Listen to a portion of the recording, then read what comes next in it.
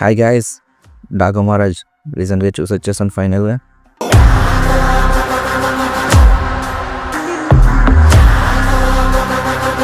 మీరు ఎవరు ఇంకా చూడకపోతే వెళ్ళి చూసి వచ్చేయండి.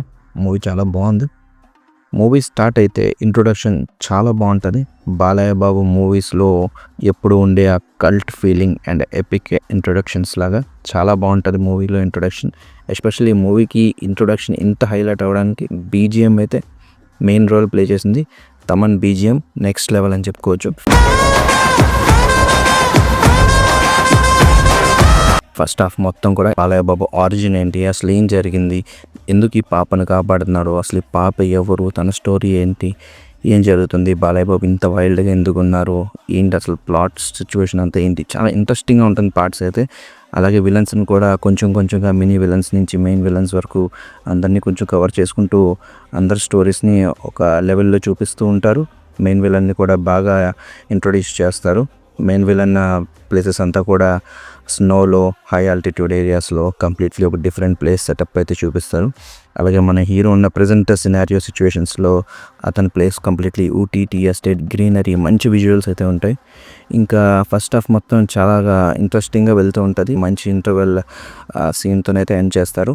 అండ్ ఆఫ్టర్ ఇంటర్వెల్ మనకి మూవీ కొంచెం రొటీన్ స్టోరీలా ఉంటుంది. యాజ్ మీకు తెలిసిందే ఫ్లాష్ బ్యాక్ ఉంటుంది. సో ఫ్లాష్ బ్యాక్లో డాకు మహారాజ్ అనే టైటిల్ని జస్టిఫై చేయడానికి ఆ ఫ్లాష్ బ్యాక్లో అతను ప్లే చేస్తున్న రోల్ అయితే చాలా బాగా చూపిస్తారు. ఎస్పెషల్లీ ఆ ప్లేస్ కూడా కంప్లీట్లీ ఒక డెజర్ట్ ఏరియా, చంబల్ అనే విలేజ్ని బాగా ఎస్టాబ్లిష్ చేసి అదొక ప్లేస్గా చూపిస్తారు. సో ఈ మూవీలో మొత్తం ఒక 3 ప్లేసెస్ అయితే ఉంటుంది. ఒకటి గ్రీనరీ, ఒకటి స్నో, ఒకటి శాండ్, కంప్లీట్లీ 3 ప్లేసెస్ని బాగా విజువలిస్టిక్గా చూపిస్తారు. ఇంకా సెకండ్ హాఫ్లో మనకి ఏంటంటే కంప్లీట్లీ మూవీ అలాగా పాప ఎవరు అనేది చూపించకుండా అసలు బాలయ్య బాబు ఏం చేశారు, ఏంటి బాలయ్య బాబు బ్యాక్ స్టోరీ ఏంటి, అతను కంప్లీట్ హిస్టరీ ఏంటి, ఇవన్నీ చూపించుకుంటూ వస్తారు. కాకపోతే రొటీన్ అని ఎందుకన్నానంటే ప్రతి మూవీలో బాలయ్య బాబుని చూపించినట్టే ఇతను మా దేవుడు, ఇతను మమ్మల్ని కాపాడుతాడు, ఇతను వచ్చి అంతా చేసి మమ్మల్ని కాపాడు అనే టైప్లో ఒక సేమ్ ఓల్డ్ స్టోరీలా అనిపిస్తుంది. అక్కడ కొంచెం నాకు డ్రాప్ అనిపించింది. బట్ మూవీని బాలయ్య బాబు మాత్రం చాలా బాగా హ్యాండిల్ చేశారు. మూవీ మొత్తం చాలా పర్ఫెక్ట్గానే మూవీ మొత్తం లాక్కొచ్చారు. కాకపోతే ఈ మూవీలో పూర్వేశ్వర్ అవతాల క్యారెక్టర్ అయితే అంతగా నాకు ఏం అనిపించలేదు. బికాస్ అసలు తన అపీరియన్స్కి తను చేస్తున్న రోల్కి అయితే అసలు సంబంధం ఉండదు.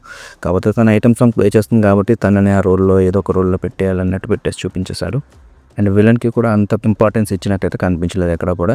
ఎందుకంటే ప్రతి మూవీలో విలన్ని ఒక పెద్ద లెవెల్లో చూపిస్తారు. విలన్ తోపు, ఇంకా బాలయ్య బాబు రేంజ్లో ఫైట్ అది ఉండాలంటే ఒక లెవెల్లో ఉంటుందని ఎక్స్పెక్ట్ చేస్తాం.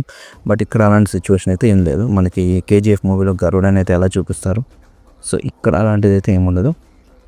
సో బాబీ డియోల్ రోల్కి అంత జస్టిఫికేషన్ అవ్వలేదని చెప్పుకోవచ్చు. కాకపోతే విలన్ పెట్టారు. సో విలన్ అందరికన్నా డేంజరస్ అనే టైప్లో చెప్పేశారు. కాకపోతే అది అంతగా జస్టిఫై అయితే అవ్వలేదు. ఇంకా ఫైనల్గా స్టోరీ అంతా ఆరిజిన్ అయితే రివీల్ చేసిన తర్వాత ఈ మూవీలో most supporting character collector role అని చెప్పుకోవచ్చు.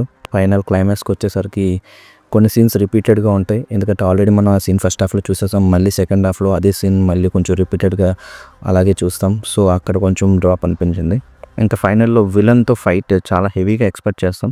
కాకపోతే ఇక్కడ చాలా సింపుల్గా ఉంటుంది, చాలా సింపుల్గా ఎండ్ అయిపోద్ది. సో ఆ పార్ట్ కొంచెం డిసప్పాయింటింగ్గా అనిపించింది. రెస్ట్ ఆఫ్ ద మూవీ మాత్రం చాలా బాగుంటుంది.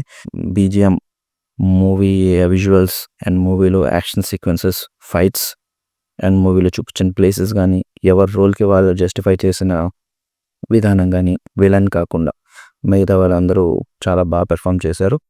విలన్ బాబీ డియోల్ కూడా అతని రోల్ బాగానే పెర్ఫామ్ చేశాడు. కాకపోతే అతనికి ఇవ్వాల్సిన ఇంపార్టెన్స్ మూవీలో ఇవ్వలేకపోయారు. సో ఈ ఫెస్టివల్ టైం మీరు అందరూ కూడా ఈ మూవీ చూడండి, చాలా బాగుంటుంది.